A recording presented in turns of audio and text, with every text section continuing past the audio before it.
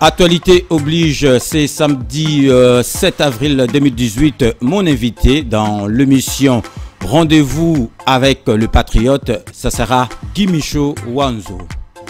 Congolais nyonso ndenge nasengi bino na ebisi bino ngai ndeko na bino Guy Michaud Wanzo le 7 avril nakoleka na epa Papa César nakosenga na bino bakestion tout mpona bandeko balingi président Félix Tshisekedi auti koganye élection ya congrès na biso UDPS ye nde tokoma président ya Congo. Alors nasengi na bino boya le 7 avril bozala ebele na bakestion bokotuna na baconseil bokopesa mpona bémission mpona émission wana. Alors nakoyebisa bino bokemba na baprésident oyo ya baétranger baprésident étranger baza kodistraire biso bazopie mboka na biso.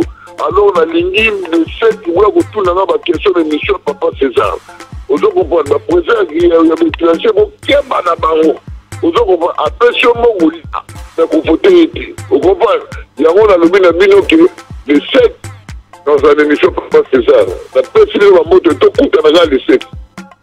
Guy Michaud Wanzo ndenge boyebi azali la bouche autorisée ya Félix Tshisekedi awa na kati ya Paris. Akozala wana po na ko répondre na ba question na bino nyoso.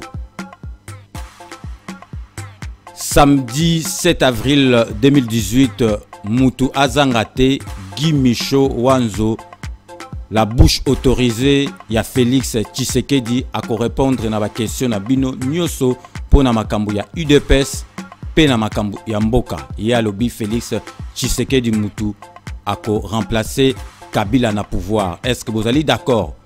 Ba o bazali d'accord ba bengi ba o bazali d'accord te bo benga biso samedi à partir de 14h jusqu'à 16h au 01 64 38 54 68.